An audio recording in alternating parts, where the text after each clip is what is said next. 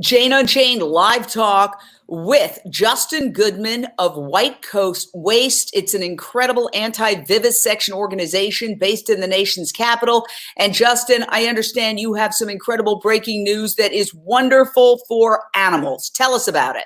Jane, it's always a pleasure to be here. I hope you're safe and healthy out there in LA. We're hunkered down here in DC, waiting for things to ease up so we can enjoy this nice weather, but we're trying to make the most of it.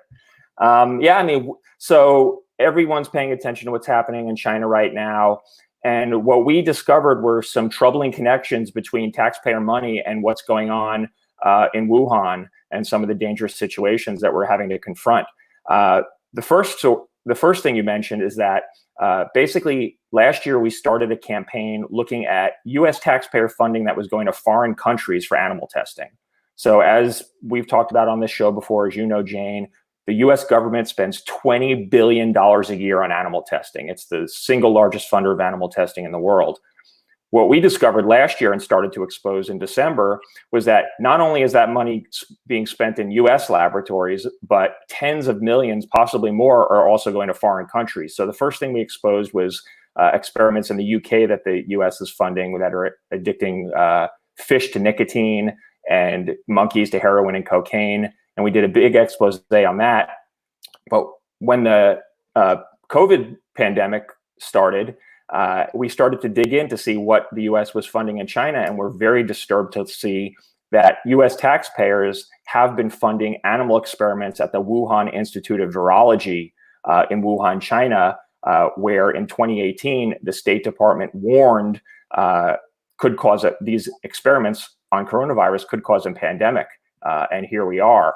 Not only were we funding coronavirus experiments on bats over there, where they were going out and capturing bats in these caves where COVID is believed to come from originally, and bringing them into labs and experimenting on them. They were also doing these horrible electroshock experiments on mice, where they were injecting viruses into their brains, dehydrating these animals for 23 hours a day to force them to cooperate in experiments, and then electroshocking them repeatedly.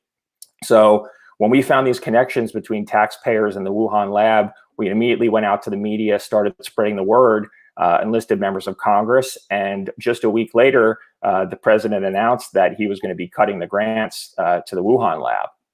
Whoa. Well, that is incredible news. I think that is a tremendous victory. So you're saying the Trump administration is going to cut funding for the Wuhan animal lab, where these hideous, ridiculous experiments have been going on. And of course, guess who's paying for them? You and me, our tax dollars, at a time now when, every cent counts. The idea that this would be something that our tax dollars would fund just blows my mind. It really is just the entire field of animal experimentation. Here's one of the photos that you sent me about some of the foreign experiments that you uncovered.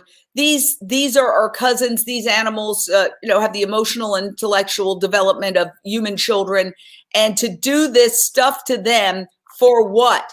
It doesn't work, and it is dangerous. And so I want to applaud White Coat Waste for this victory. Thank you, Jane. Listen, we oppose our organization, us personally. I know you share this feeling. Most of, or if not all of your viewers do. We oppose animal experimentation being funded by taxpayers, no matter where it is, whether it's at the NIH in Maryland or in the UK in these junky monkey labs or in Wuhan, China. Our mission, our goal is to cut taxpayer funding for animal experiments. And that's what we do. And we're very proud of the victory we had in China and hope we can spread it to other places. We hope we can shut down experiments in other foreign countries. There's 23 other labs in China alone that are getting that are authorized to get US tax dollars. There's 24 animal testing labs in China alone authorized currently to get US money for animal testing. There's hundreds of other labs around the world outside of the US still getting our money for animal testing also. It's a problem. It's outrageous. It's outrageous. China has enough money. What the heck? Why would we give money to China? It's because we got the government, animal experimenters, and the people who oversee it have more money than they know what to do with. And unfortunately, there's not enough oversight of how that money is being spent. And we see that here all the time. And now we learned that this money is going to foreign countries for cruel animal testing in places where there's way less oversight and regulation of what's going on there. So we actually have no idea what the hell is happening with our money to animals in these foreign places. So again, this is not a problem that's restricted to Wuhan or to China or to any country. It's a problem at home just like it is abroad. But I think most people would agree that at the very least, we shouldn't be sending this money abroad to countries that we can't, that aren't accountable to us. And yeah, go ahead. Well, I have to say that when I was reading up on this, it was like a bad horror movie. There's body parts, kittens, cats cut up. I almost couldn't make, pun intended, heads or tails of it. So now I want you to explain the other part of this puzzle. So there was ridiculous, hideous experiments on bats going on in the lab in Wuhan, China. And it turns out the US government and us taxpayers are funding that. You expose that. White Coat Waste, an incredible organization. And now Victory, that funding is being cut. Thank you. Thank you for doing that. But there's another aspect to this story that is centered around Wuhan, China. And of course, Wuhan, China is where the coronavirus first started. Okay, there's debates about exactly where in Wuhan, but it started with the abuse of animals. The question might be, was it animals abused in the laboratory in Wuhan, China? Was it animals abused in the wet market? The wet slaughter market where people are walking around in sandals with their feet bloodied from all these animals, domestic animals, foreign animals, bats, dogs, chickens, all being cut up in pieces. It's it's a massacre in this open air market. And so before we point the finger at another culture, what we're doing in our own slaughterhouses here is definitely not better. In fact, it may even be crueler because we have something now called high-speed slaughter, where we slaughter these animals so quickly that we can barely, the workers complain they can't keep up. And that's a whole other story involving coronavirus invading the slaughterhouses here in the United States. So that we're not pointing the finger at another culture.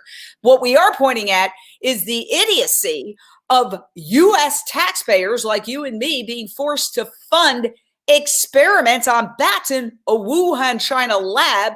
Luckily, White Coat Waste has now gotten that funding cut. But there's another piece to the puzzle, and I'm going to go back to the article that was in the Washington Examiner. And this headline says, taxpayer-funded animal experiments tied to Chinese wet markets and Wuhan library. So what is the wet market angle to this story? Yeah, and I think you made a great point, Jane. I mean, this is not a problem. These problems are not unique to China. And we can't, what it comes down to, we can't control what people do in foreign countries.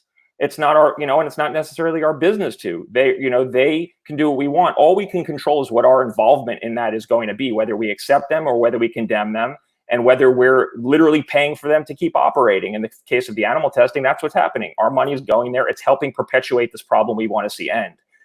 What we discovered last year, the connection to the wet markets, is even more disturbing than what we just talked about with the laboratory. And I know that's hard to imagine.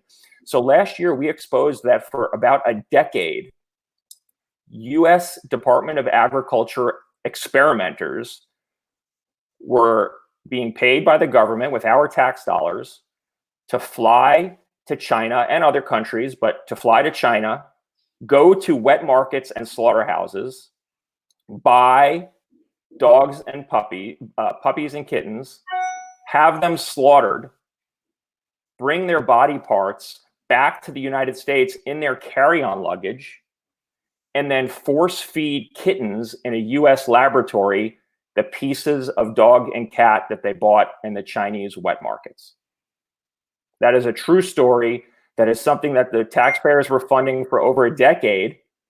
That program ultimately cost taxpayers $22 million, and 3,000 kittens were killed in those experiments. But for over a decade, we had experimenters U.S. government employees flying to China on the taxpayers' dime, going to wet markets, forcing you and I to be customers of these wet markets, buying these animals, having them slaughtered, and then force feeding them to cats in these horrible cannibalism experiments.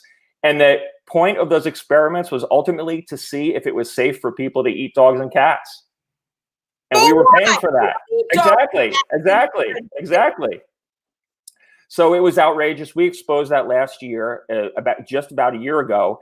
And to their credit, the USDA shut down the program, and we had some outstanding leadership on that from Congress members, from both sides of the aisle, like Jimmy Panetta from California, Brian Mast from Florida, and the Senate lead on that bill, the Kitten Act that helped shut that down, was Senator Jeff Merkley from Oregon. And we want to make sure this never happens again, because this happened for, again, about a decade, and no one knew about it. And it took White Coat Waste Project to expose it, that it shouldn't have taken us to come in and say we shouldn't be sending our tax dollars to wet markets in China or anywhere else for that matter. So we came in, we got that program shut down, and now we're working with Senator Jeff Merkley and Senator Joni Ernst from Iowa. They just introduced a bill that we're calling Delilah's Law.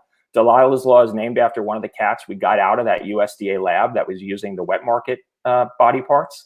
So this bill is called Delilah's Law. If you go on our website, you can write Congress or go to change.org/Delilah's Law. You can sign our petition up there. This bill will prevent any government lab or any government entity at all from ever spending tax money again at markets in China. And that means whether it's for experiments or employees are on, government employees are on a junket over in China and they want to go, buy some exotic, eat a scorpion on a stick or whatever, some other strange food. We don't want that happening because it exposes those people to, obviously it's cruel, but it exposes people to health risks. Then they come back to the United States and potentially expose whatever they were exposed to in the wet market to other people. And that's what's so troubling about. Yeah, please go ahead. Because I can't, there were moments where I say this can't be happening. I'll never forget the first time I saw pig gestation crates, where in factory farming, they keep pigs in crates the size of their bodies and they can't turn around. And it's torture. They can't even scratch themselves and they go mad. And I said, no, that humans would never do that. And then I saw not just one, but them by the thousands in these CAFOs, concentrated animal feeding operations. That's what our farming has become, consolidated farming, where we produce these animals in torturous conditions. And now you know. So make consumer decisions based on that knowledge. And you can Google it, pig gestation crate. It'll come right up. But this is another time where I say, no, it's not possible. We, in the United States, are sending U.S. scientists to China to buy butchered kittens and sticking them in our luggage and bringing them back and then having them fed to cats here in the United States to see whether cannibalism amongst felines is a problem. Well, this is what we spent millions of dollars on when there are kids who don't have books for their school, who are not learning what they should be learning, when there are roads with potholes. I mean, this is beyond comprehension. Yeah, it's sick. It's sick. And, we dubbed that laboratory the kitten slaughterhouse, and those kitten cannibalism experiments. Basically, as soon as people found out what was going on, it got shut down. But that's the problem, is that so many of these things go on under the radar, undetected for so long. And that's why it's so important when we're able to rally so many millions of members of White Coat and people who care about animals, who watch your show, and around the country and around the world, to hold the government accountable. When we find out something like this, we make sure it makes international news, and we line up lawmakers who want to see it stop.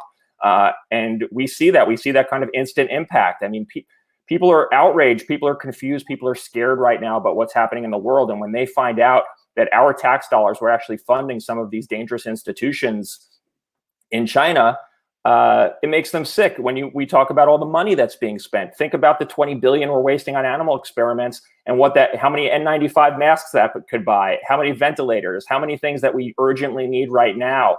And of course, on top of all of this, there's the added issue of the government mandated animal testing that's slowing down our search for cures in COVID and other illnesses. So it's it's a mess. The government's a mess. They're wasting money left and right. They're torturing animals left and right, here and abroad. And that's our mission, is to stop that. Like you said, when you were just talking about the gestation craze, Jane, people can boycott companies. People can go vegan. They can make other decisions about what companies they want to support or not. But unless you're willing to go to jail, we have to pay our taxes. So we have to pay our taxes, but we also then, I feel like we have an obligation to make sure that money is spent in a way that aligns with our values. And I think nobody wants our money being spent on animal experiments here, especially not abroad. And nobody wants to be forced to be paying to keep wet markets open and operating and posing a threat to global health. It's disturbing, it's disgusting, and it needs to stop. And we're very proud to have so many millions of members who are fired up about this, and working with members of Congress who are making this a priority at a time when there's so many other things we need to worry about. They see that this is one of the causes of the problem, and they're taking swift and decisive action to stop it.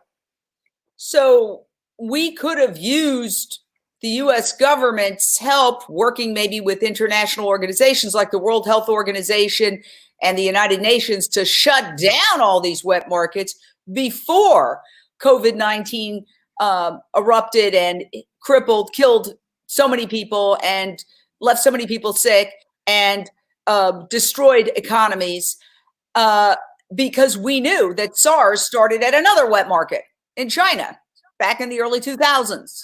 So that's right. There's no mystery that these places are dangerous.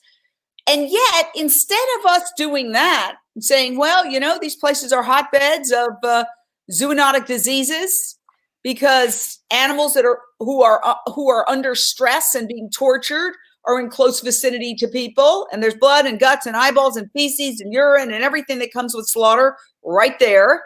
But instead, we fund experiments. Just say it one more time, because I can't even. So yeah, and I'll frame it in a way that people will understand why it's so dangerous, in addition to being so cruel. So U.S. experimenters had a program that started in the early 80s that were basically force-feeding cats infected meat and collecting their feces and then killing the kittens after a couple weeks. They were just using them as feces factories, basically, to test food safety. And there's alternatives, there's other ways to do it, but they were doing it for a long time. Part of this project, when they, I guess, ran out of things to do here in the United States and got bored, they started flying over to China, different places in China, South America, other places as well, but China included. And they were working with experimenters over there. They were visiting literally dog slaughterhouses. They were going to dog slaughterhouses, having dogs slaughtered and packing up their parts. They were going to wet markets and having kittens slaughtered and packing up their parts. They were then putting them in their carry-on luggage and flying them back to the US. So now you have people who've been to wet markets. They have potentially infected animal parts that have been in contact with, wild animals, pangolins. We don't know. They're coming in contact with those tissues. They're then putting them in their luggage. They're then flying with them. So they're exposing people on the airplane. They're exposing people at the airport to it. They're then exposing their families when they get back to whatever they were exposed to. And then they're bringing those tissues into a government lab and exposing other people to that. Now, isn't that we have literal receipts. Travel abroad, I'm always given a form and I fill it out. Do you have any fruit? Do you have any farm products? So I remember it distinctly because sometimes, being plant-based, I bring dried fruit. Yeah. I brought dried fruit from Europe when I was there last, and I reveal that, and they're like, "It's okay, it's dried, it's sealed." But you're saying they're bringing kitten parts from China in their carry-on suitcase. Isn't that illegal? I don't know if it's illegal, but it's definitely ill-advised for lots of reasons. Only last year, the federal government only last year banned eating dogs and cats in the United States. That's true. So there was a loophole for a long time, and this probably was part of that loophole. But we have the actual shipping documents from these shipments that they were saying dog and cat parts from China coming into the U.S. for research, and they were allowing it to happen. But luckily, it's not happening anymore. And that's the point of Delilah's Law and this new legislation is we want to make sure not only does that never happen again, the experiments involving the dog and kitten parts from China or anywhere else, but that, yeah, we're not going over to wet markets to, again, for any purpose. We shouldn't, a government employee should not be going over to wet markets that possibly caused the COVID-19 pandemic, SARS, a number of other disease outbreaks, and using our money and feeding these dangerous institutions. It's disturbing and it's dangerous and it's disgusting and it has to stop. Let me ask you, which agencies are responsible? I know the USDA was quibbling about whether they brought back, they said it was in accordance, the slaughter was in accordance with Chinese laws, but then critics pointed out, well, the Chinese don't really have laws about their dog slaughterhouses. There's a debate right now in China as to, they've now recently declared or proposing to declare dogs pets as opposed to food animals, but there's very little regulation about any of that. So the USDA was quibbling, but they didn't outright deny it, did they? No, they ultimately admitted it, and they said we did buy cats, but they were slaughtered according to the rules for slaughtering animals for food in China, exactly like you said. So they were trying to weasel their way around all the documents we have showing that this was happening. Their own publications, they were publishing scientific papers saying we flew over to China, went to the slaughterhouse, got these dogs and brought them back in their carry-on luggage. That's published. We could post a PDF where people can see that right now. So it was a dirty secret that the USDA had, but it was really hiding in plain sight. And when we found it and brought it to Congress, they were outraged, couldn't believe that they were allowing this to be funded. And, we got the project stopped. Let me ask you this, because every single time we hear about these experiments on animals, they're more and more horrific. Now, they've used monkeys, primates. Look at these animals. They're our cousins. They share 99% of our DNA or more. And they were keeping them in cages and then scaring them. And what was the purpose of using snakes or fake snakes or some kind of animal to scare these primates to death? What on earth were they trying to do there? Ostensibly, I know what they're trying to do. They're trying to make money to pay the mortgage on their McMansions. That's exactly right. All about money. Let me tell you, these scientists are making tons of money on our backs, and they are living in McMansions, and they are driving fancy cars. They are using this to make money. Yeah, it's submit these grants because it's easier to prove something if you could say, well, it killed half the animals, as opposed to doing real science on the molecular and submolecular level, which we should be doing because it's the 21st century. Continue on. No, that's all true. I couldn't have said it better myself. So those photos are from an NIH laboratory in Maryland that if you look up hashtag NIH Fear Factory, we exposed back in January that for 3 decades, the NIH has been wasting tax dollars, tens of millions of tax dollars, in excess of 40 million tax dollars to scare monkeys intentionally to first give them brain damage, either by burning parts of their brain or suctioning them out. And then intentionally chaining these monkeys up like you see in that photo, and then intentionally scaring those monkeys with fake snakes and rubber spiders, things that, like us, they innately fear, to see if they damage the different parts of their brain, how it controls their fear response. These experiments have never, ever led to anything useful for human beings. And like you say, they're just torture, taxpayer-funded torture. That's what this is. That gets on the it gets on the government gravy train and it just keeps chugging along. And, thankfully, we're working with members of Congress, including Lucille Roybal-Allard, Congresswoman Roybal-Allard from Los Angeles, who's been an outstanding leader for over 2 decades on ending primate experiments. And she, Brendan Boyle, and a bipartisan group we've been working with have been pushing the NIH to cut the funding for that. Again, there's an opportunity cost for all of this. When we look at why we don't have cures for so many illnesses, why we're desperately looking and racing to get a cure for COVID right now, all of that's being slowed by the fact that we've wasted so much time and money now and in the past on animal experiments that we know are a dead end from the beginning, but keep doing, like you said, because they're big business and there's an industry that thrives on it. There's individuals and there's companies who exist solely to torture animals in experiments and make sure it happens and keep it going. But luckily, listen, things are changing dramatically. More people than ever oppose animal experiments in the United States. A growing majority of Americans, both sides of the political spectrum, oppose experiments on animals. That's fantastic. That's how we're going to get where we need to go, is getting that number above 50% and then translating that into policy changes. We've seen historic progress in the past few years. In just this past year, in December, White Coat Waste Project got language in the federal spending bill that sets a 2025 deadline for the phase out of experiments on dogs, cats, and primates at the Department of Veterans Affairs. That's the first time in history that Congress has given a deadline to a federal agency to cut animal experiments. Last year, the EPA announced that it's going to phase out all experiments on mammals by 2035, with a big drawdown by 2025. An agency had never done that before. Say we're just getting rid of animal experiments. So the tide is absolutely turning, for whether it's ethical or economic reasons or scientific reasons.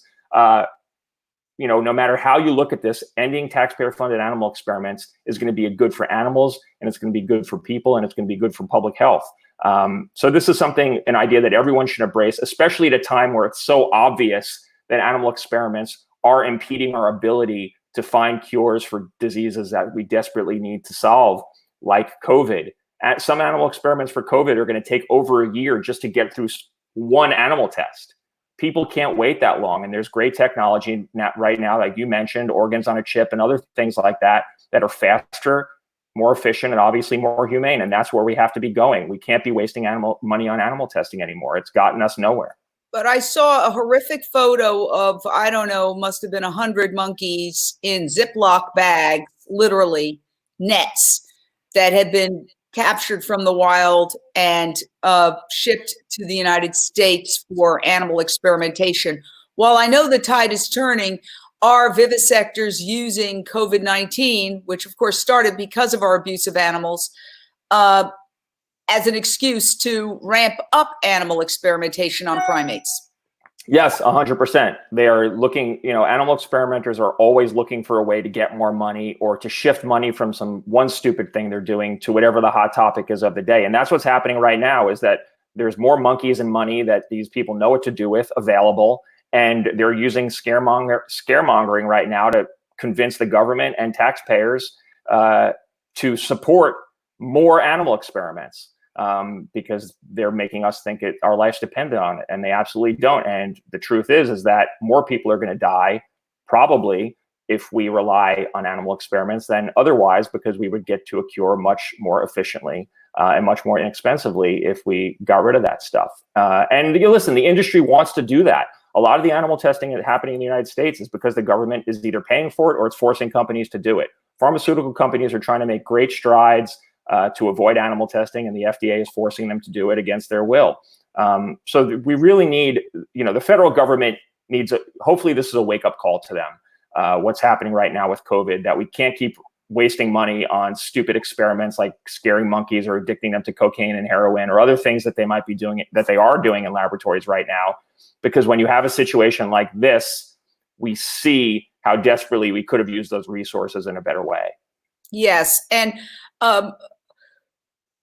what I'd like to do is, first of all, urge everybody to support White Coat Waste, which I do, because you guys are strategic and you're laser focused. You're a small, very targeted organization, and you have very little overhead. And whatever you do, you just go right for your prize.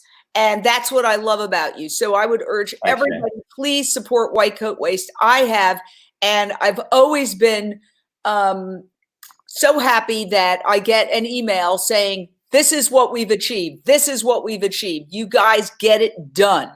And I would just wrap up by asking you to repeat the bottom line in terms of animal experimentation and how they don't apply to humans, that when something works on an animal, it doesn't work on a human. When something works on a human, it doesn't work on an animal. I mean, we all know that dogs are allergic to chocolate, right? Yeah. That is just the obvious example that we can eat chocolate and we're fine, but if a dog eats chocolate, the dog gets very sick. So we're not dogs. We don't have tails. We don't have paws. Why can't the government wake up to that? The stats show it. Yeah, I mean, you don't even need me here, Jane. I mean, you know this issue as well as I do. I actually used to give the chocolate example in my standard presentation on this issue. That's exactly the example I give, is that dogs die from chocolate and people would die for chocolate. We can't expect that something that's going into an animal is going to respond the same way in a person. That's the whole model. That's the whole mission of white coat waste. That's the waste component of our name. White coats is the experimenters, and the waste is the waste of money and time and animals that these people are subjecting us to. So we know that more than 9 out of 10, greater than 90% of the drugs that they test in animals fail in humans because either they are ineffective or they're toxic and they can hurt and kill people. So animal experiments are kind of seen as the last line of defense to make sure something that's going into people is going to be safe and effective. And it's not. It's actually a terrible way of doing it. It's you might as well flip a coin. So we are flushing $20 billion a year of taxpayer money is being flushed down the toilet on animal experiments that are wasteful and cruel and are not providing any benefits except to the people who are doing them, who are cashing the checks. And that needs to stop. You are going to stop it. I love you, Justin Goodman, and your partner, Anthony Bellotti, two amazing guys. Support White Coat Waste. Let's end this obscenity. And we'll talk to you soon because I know you have more breaking news. So when you have it, give us a call and we'll put you on again. Always, Jane. Thanks so much for your support and advocacy. You're the best. All right. You too. Bye. Bye.